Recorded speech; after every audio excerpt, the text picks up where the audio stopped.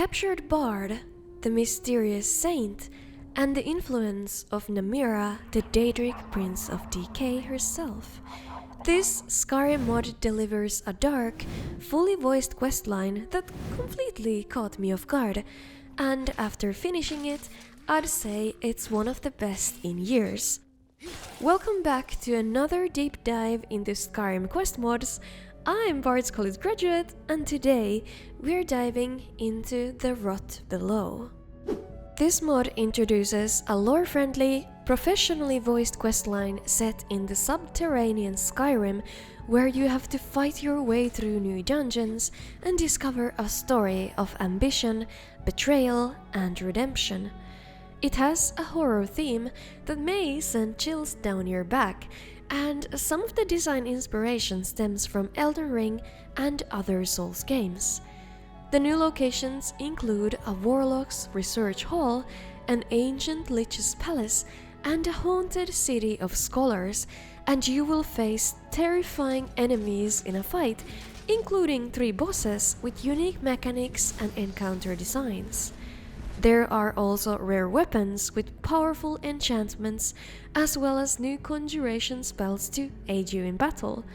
Of course, there are also new characters you'll meet along the way, and most importantly of all, the ending of the quest solely depends on you, whether you want more power or to quell this threat from Skyrim for once and for all. Once you hit level 30 and discover a copy of a journal in one of the court wizard's rooms, the adventure begins.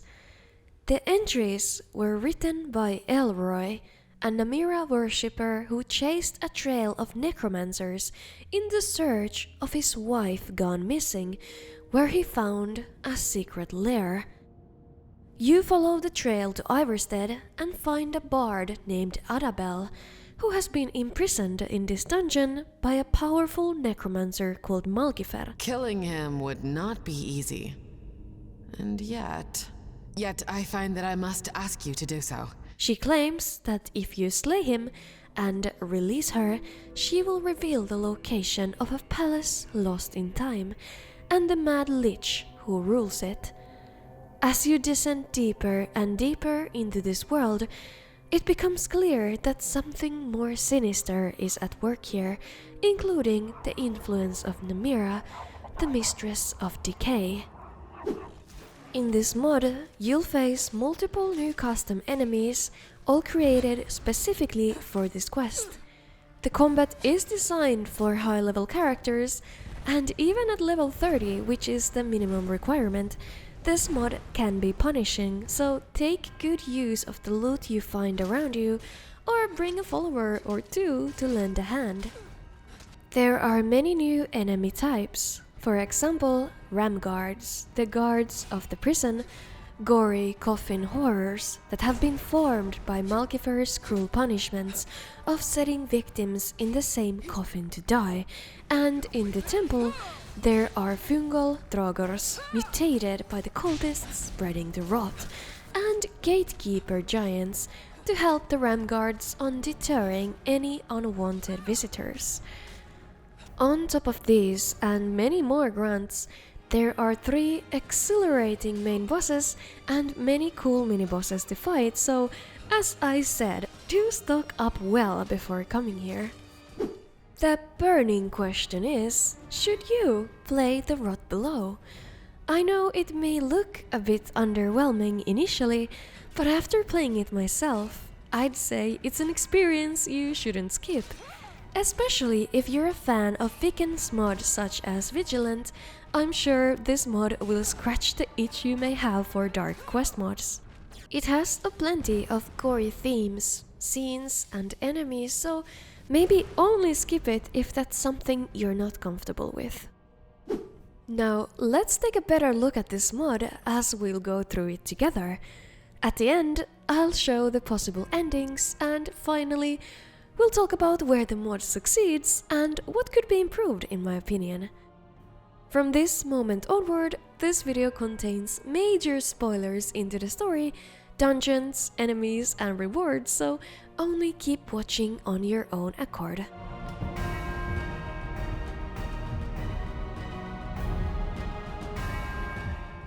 To recap, we have arrived here in Iverstead by the guidance of Elroy, who was looking for his wife who had gone missing around the area decades ago and found a woman in a cage. Who are you? I'm a collector of stories. A bard of sorts, who fancies herself an adventurer. I thought I would find my magnum opus here. Instead, I found only this cage. The lord of these halls took a liking to my voice, you see, and trapped me here like a songbird. Who is the lord of these halls? Malkifer. An old necromancer of frightening talent. I know little of him, save that he's quite insane and venerates some long-forgotten saint. Tell you what, free me, and I will give you a reward. As we have promised the imprisoned bard Arabelle that we would do our best to set her free by slaying her captor Malkifer, we are now free to explore the location thoroughly and try to find out what's going on here.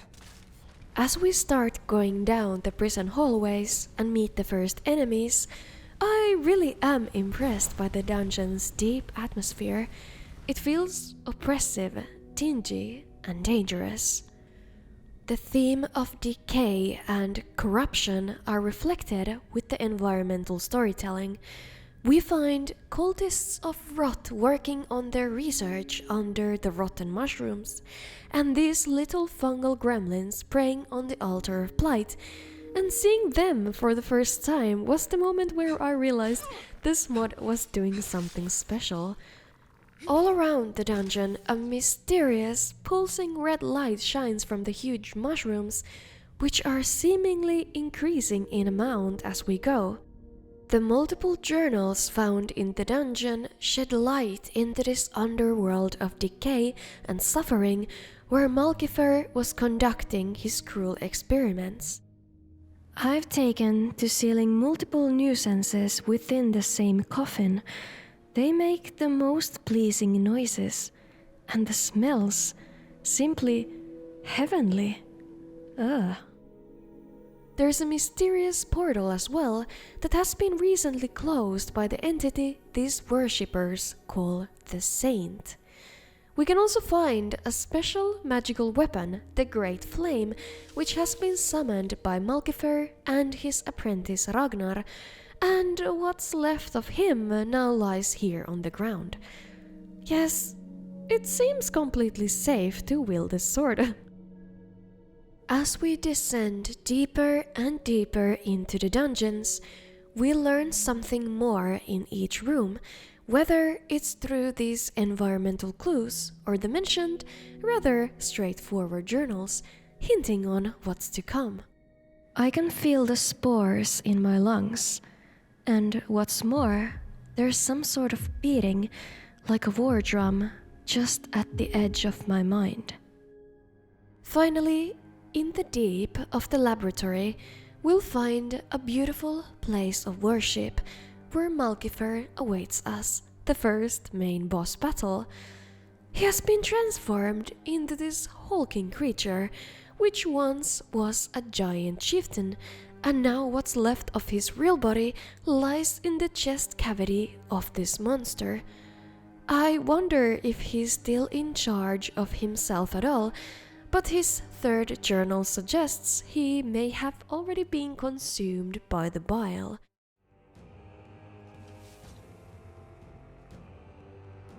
Malkifer spawns skeletal creatures to fight for him, and after defeating him, we'll get the key to open the door to his gruesome transformation chamber, and by the forge, find his prototype amethyst scythe, which is a beautiful two-handed weapon. Now, hang on a bit, let's rewind. The place of worship we just were in was called the Temple of Saint Arabelle. In Malkifer's final journal, he reveals the saint's name, which is Arabelle as well, but whom he calls impostor.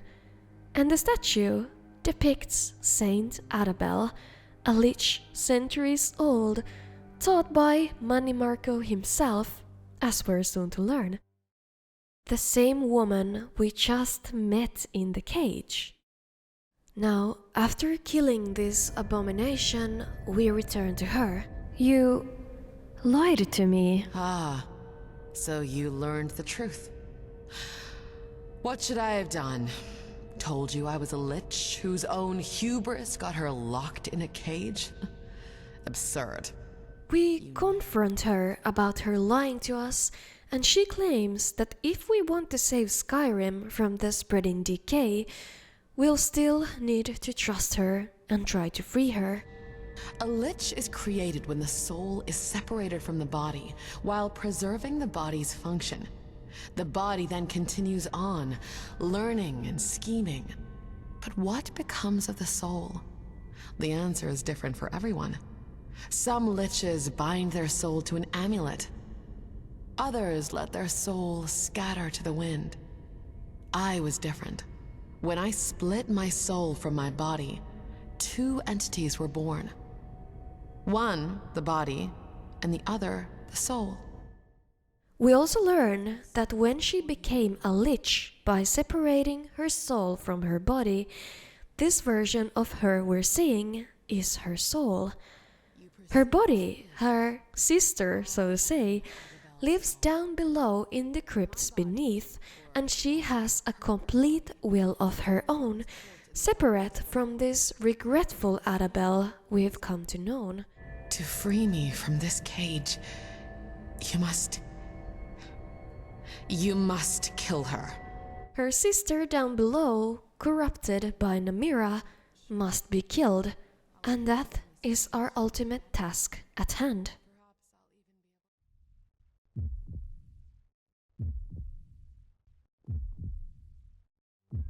The second location in the rot below is the Palace of the Saint, which is accessed by jumping into this huge hole on the ground that takes us deep underground to this majestic entrance of the palace. We don't have a key to the main doors, so let's explore the corridors on the side. In the early rooms of this location, we'll meet the greatest character I've had the pleasure to meet in a long time, the undead blacksmith, who's been here for a long time and helps us understand this place better. What have we here? You're still alive? And not insane. What a novelty. Why, thank you. I've got this routine. See, Horka fat makes the bones shine. Say, have you heard why we name Adabel a saint? It's simple, really. This world is full of rejects. Sure, some of us deserve to be scorned. Gods know I wasn't a good man. Not after what I did in Markarth. But the saint, she saw past all that darkness. Saw the people we could be. So she gave us sanctuary and taught us gentler way. There was a cost for her love, isn't there always? I paid with my eternal servitude to forge arms and armor for her forever. He also tells us that Adabel, while she still was a mortal, had 3 sons, all of whom have passed too soon. He sells a useful saint's elixir and gives us a nice ring as a gift for being so attentive to his stories. What a sweet dude. Here, the corridors and bedrooms have been all but taken over by large roots, and in one of them we'll find the Book of Rot, which sheds light to the motivations of these cultists. They seek to build an army of corpses, to conquer the world and fill it with the cycle of rotting, full of death. Now, the thing we'll see next really frightens me to my core. In this room, we'll find cultists of mold and fungal gremlins worshipping a fungal draugr, a risen soldier in their army, and behind, an eye of Namira is watching carefully. From High Priest Rosala's note, we learn that there is an entire city full of knowledge that is off limits from these cultists. That's the place we'll eventually break into, but for now, as we keep exploring, we find the halls of incense, a tomb, which our friendly blacksmith told us about. This is a dark place, full of smoke and incense, spiders, and here we'll find the lavish burial chambers of the 3 Lich Princes, sons of Adabel, who had passed and now haunt the place. In each of the memorial boxes, we'll find poems dedicated to each of the princes, written by their mother, Adabel, who did lie about many things, but not about being a bard. Deep in the dark dungeon, we'll eventually reach the library of Adabel. I usually like libraries, but this one doesn't strike me as cozy, with these library wraiths guarding the books.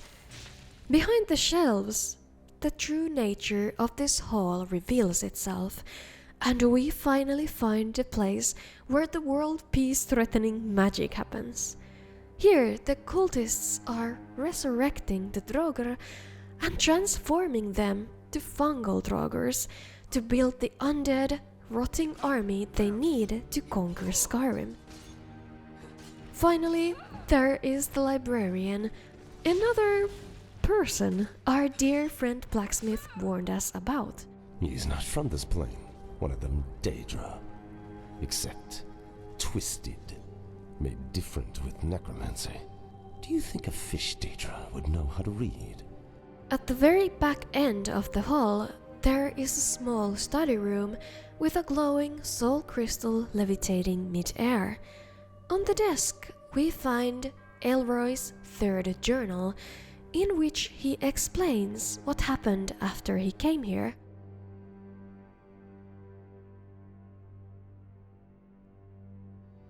Saint Adabel made him her servant, and eventually Elroy ascended to Lichtown as well. Even though he was made servant, the saint still suspected that deep down he still yearns for revenge for losing his wife, and that he knows her secret. On the desk, there's also 3 notes between sisters discussing about the scholars calling them saint, and in the 3rd one, the soul of Adabel, Belle, describes how she finally got a new body of her own, and she also invites Ada to Obscurath Cathedral to celebrate this occasion.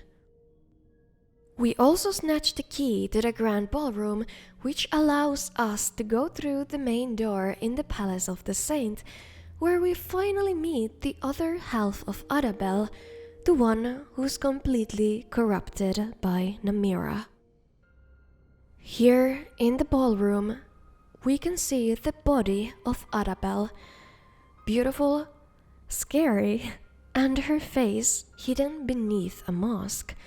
She's guarded by 2 Knights of Rot, and behind, we can see a huge soul crystal levitating in the air between the saint statues. Her boss fight goes absolutely crazy as the first phase ends to her transforming into a huge creature and summoning even more Namiran monsters into the battlefield. After finishing her for good, we can loot her staff and proceed forward.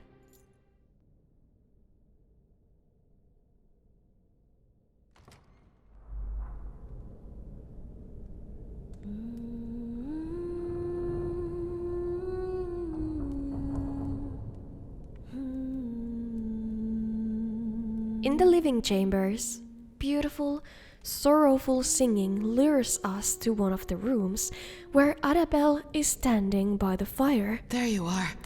Thank you. It is an odd thing to thank someone for killing their sister. I wish she could have lived. How did you fare? It was the most difficult battle I've ever fought. I am sorry that I asked so much of you, and sorry too that I must ask for more. By now you must have seen those blue eyes. The watchful gaze of the true lord of these halls. The Hierophant of Rot. He is Namira's champion, and my jailer. She has survived the defeat of her dear sister, and imagine my surprise when we learn that killing her still wasn't enough. We're now after the Hierophant of Rot, Namira's chosen, and Arabelle's old student by force, who was actually the one who captured her and now rules over Obscuranth, or Lichtown as the residents called it. In its day, it was a twilight city of scholars and artists with eternal peace in undeath and worship to Arabelle. Then it was defiled by the Hierophant and his Namira cultists, and the people got slaughtered and their souls consumed. And now it's our duty to purge the city and end the Hierophant and the heart of the Rot. Lichtown was dead, and still the cannibals roam, forever unsated. You must purge the city. Fight your way to the cathedral. There dwells the Hierophant and the heart of Rot. Destroy him, and the threat will be over. Even if we didn't want to do it, that's the only way to get back up to the secure ground floor of Tamriel, so we have no other real choice.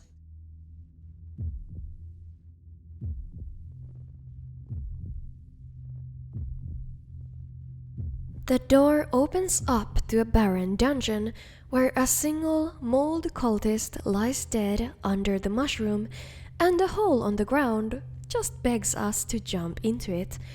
We're used to jumping to unknown crevices at this point, so here we go. Now, this takes us to an underwater exploration route, thankfully not too long or complicated though, until we find this enormous cave with a huge eye watching us from the portal. This mod has used a good bit of vertical design in its dungeons, and this one is no different, as we're supposed to fight our way down to reach the lower floor. This place used to be the outskirts of Lichtown, and there are some singular remnants of what it used to be, but it's completely decrepit and ruined now. The first building with a door we come across is the Mad Wizard's Tower. Arabelle told us that when the Namira cultists slaughtered the city, only one person survived, the Mad Wizard, a great pyromancer who bound his soul to a book.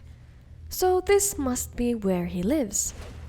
After defeating his guarding familiar, we can try to make our way through the tower, which is very fiery and very dangerous. At the height of the tower, in the chamber, we approach the Mad Wizard, who is not at all friendly, but I can hardly blame him. After defeating him, we can loot a spell tome from this chest, which allows us to summon a Mad Wizard of our own in a fight.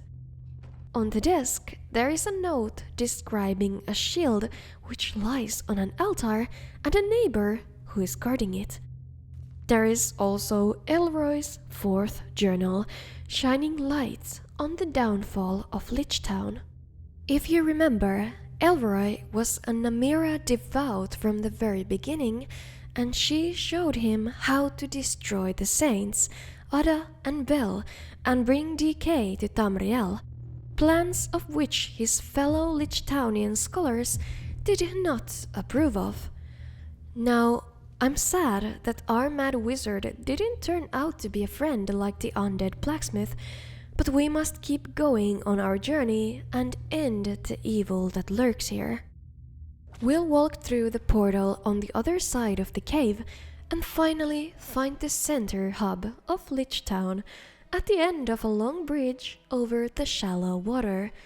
We can see countless of Namira's monsters roaming around the town, and the atmosphere feels gloomy and defeated.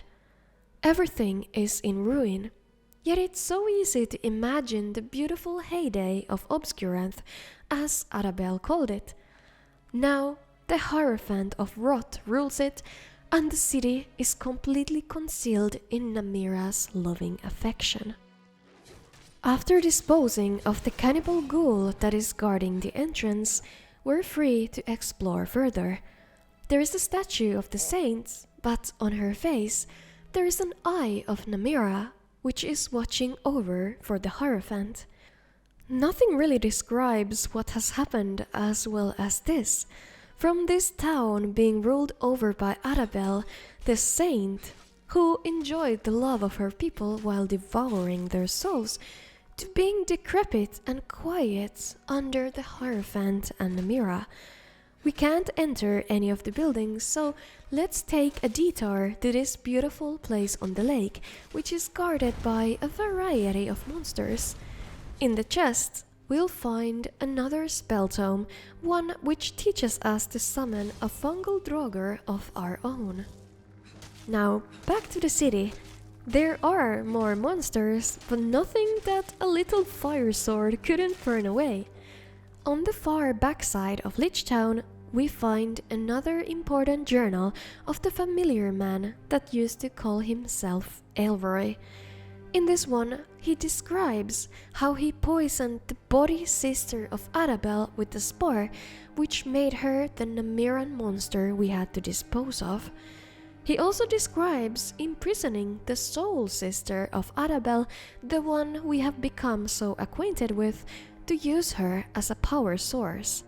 Finally, we learn that Elroy has planted his beating heart in the cathedral of the city, which keeps pumping energy to the rot and decay he's so keen to spread all over Tamriel. The next door gate ahead requires a key to open, so let's go look for it. On the lake that was flooded by Arabelle's while resisting Elroy's influence, there are countless fungal draugrs and other monsters, and I just can't help it but feel satisfied on burning everything and everyone to the ground, especially the bone spiders. Here we find the Marshal of Rot, who we must defeat in order to snatch the key to the gate from the chest. Now we'll return back where we came from and are able to reach the second section of Lichtown. Here, more cannibal ghouls and red-faced Knights of Rot await us, as well as a new gate, which naturally also needs a special key to open. At the very end of this district, we can see a huge mansion guarded by the knights, which must be the place we seek that holds the key. This mansion is the Dark Academy, which now only belongs to this fearsome, corrupted experiment, which we must kill to earn the key to the second gate. This chest is full with great loot, and not only do we have the key now, we also have the gorgeous spectral greatsword, which attacks burn through any armor, and Elroy's final journal. In this entry, he explains how, with the help of his puppet Arabelle, he took on an apprentice named Mulcifer, the same one we encountered in the early dungeons, and began training him in necromancy to build the army of the dead. Elroy was feeding lost people and adventurers to his heart, which is still growing and beating in the cathedral, the source of the spores. And that's where we're headed next. Once we open the door to the cathedral, we're met with absolute darkness and the beating of the heart of Rot, the life source of the spores that mutate the draugrs. On the left side, we find Arabelle, who's here to accompany us on the final fight against the Hierophant. Do you hear it? That horrible beating. That is the heart of rot. The source of the infection that has defiled my palace and threatens to consume all. I noticed strange crystals floating above some of the buildings. What are they? Soul harvesters.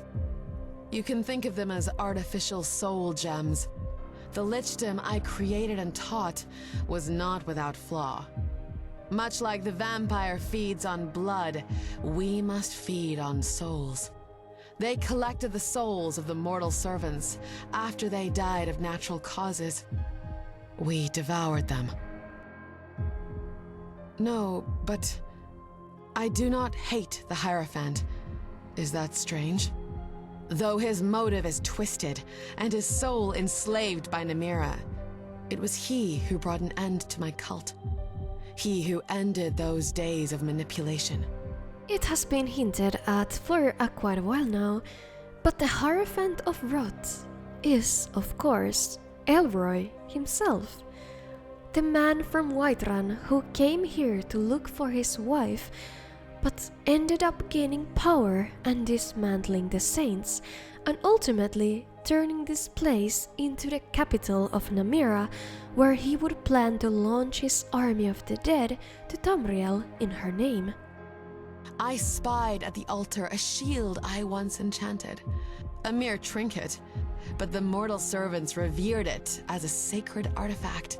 Adabel also mentions that we should snatch the shield from the pedestal behind him to help us be safe from his deadly magic while fighting him. Adabel, you wield your pawn well. Are you here for revenge? No. In truth, I wish to thank you. I was out of control. I see that now. You stopped me. Now it's my turn to stop you. What nonsense. Be silent, wretched thing.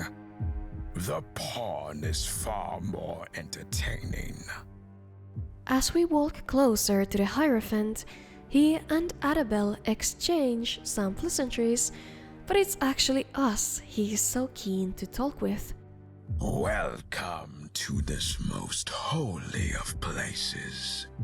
You've proven your might to make it this far.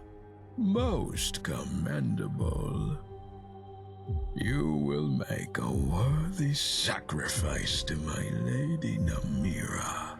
He deems us just another adversary that will only make him stronger, and he claims to have become something more by accepting the fate of rotting and decay.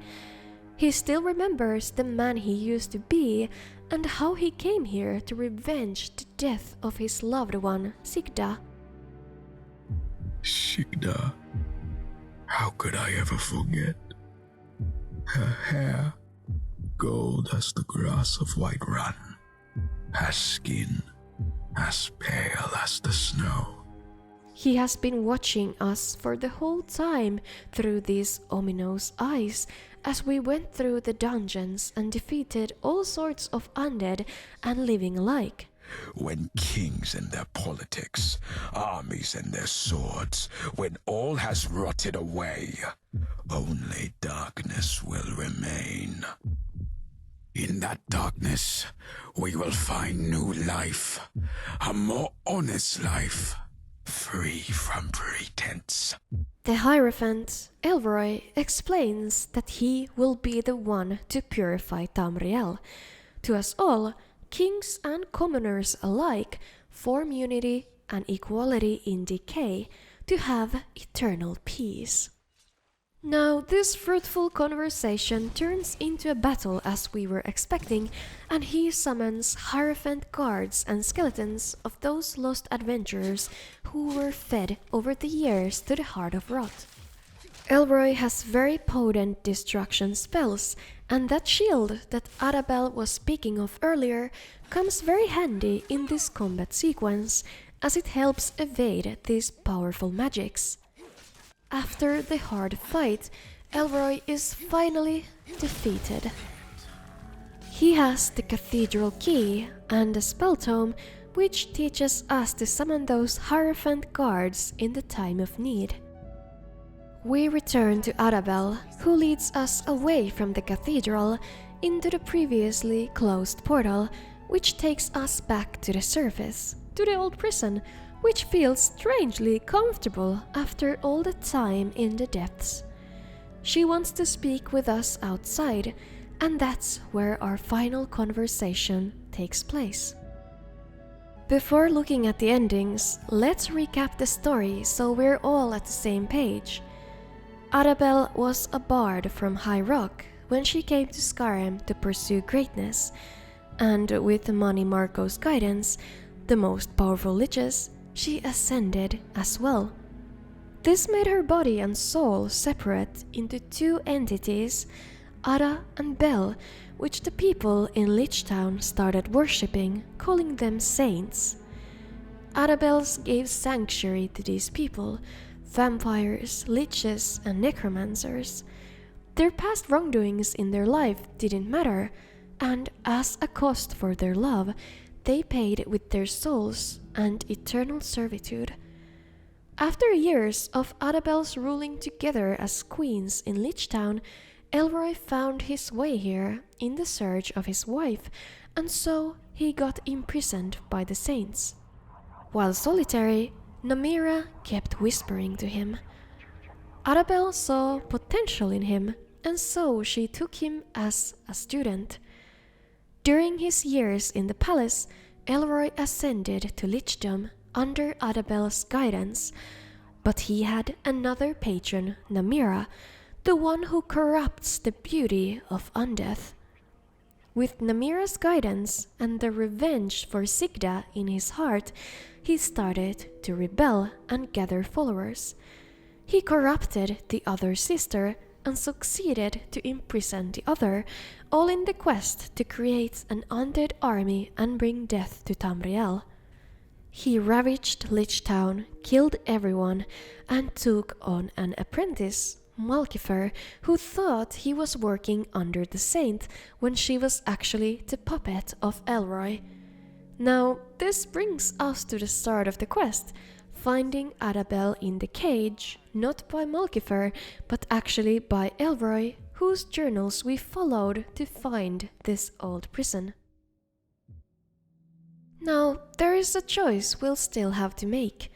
Arabelle has now seen the light on how wonderful the world she once left behind is, and how beautiful mortality is in its fragility. I think I will wander Tamriel and relearn what it means to be part of this world. I've done so much evil in the name of vanity. Yes, that will not change. That will never change. To upkeep this form, she still has to consume souls, but she is planning on taking them from those that harm others. Now we can decide to let her fulfill her dreams or take justice on our own two hands. After all, how many people has she consumed over the years of acting as the saint? Is she really ready to live amongst mortals and not cause pain to those around her? She had seemed remorseful many times when talking to her, but in the end, she said that only death will bring peace to Elroy, so why wouldn't this same practice apply to her as well? Only in death will he find peace. This is for you to choose. In the end, if you decide to let her go, you'll gain a permanent buff, giving you extra damage. If you decide on ending her life, you can loot her ring that gives you 100 points in health, stamina, and magicka.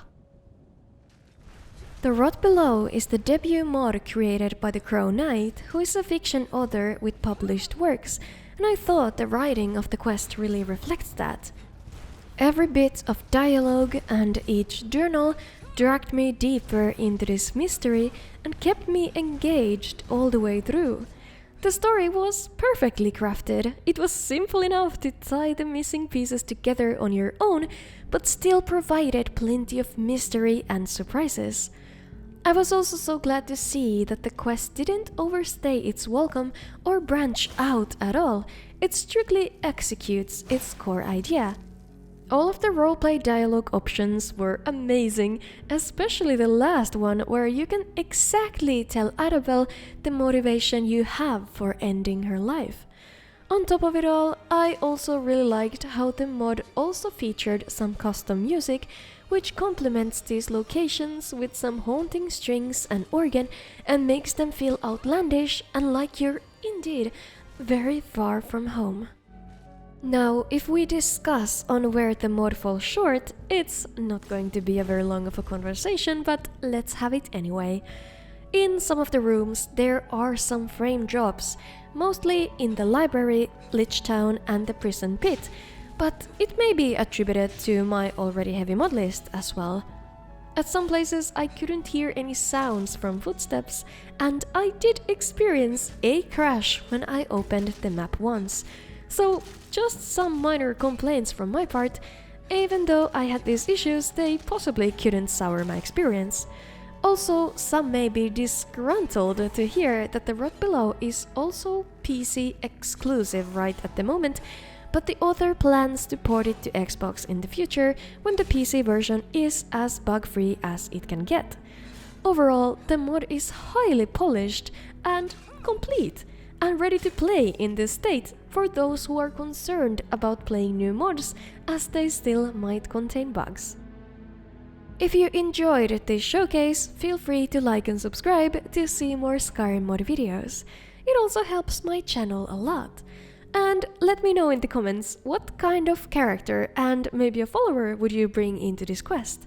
Huge thanks to my Patreon supporters who make these videos possible. Ryan Ulrich, Frank Brackett, The Panicked Monk, Billy Duncan, Onshorefly15, Alex Lagerwhite, Angry Windstorm, Tunki, Amenity, John Wright, Krakenhelm, Simon Wakes, J. Michael, Hitpoint, and Nocturnal Emissary, as well as my other supporters. You can join as well if you want to watch exclusive content and join the private Discord server while supporting me and the channel. In any case, thank you for watching and see ya!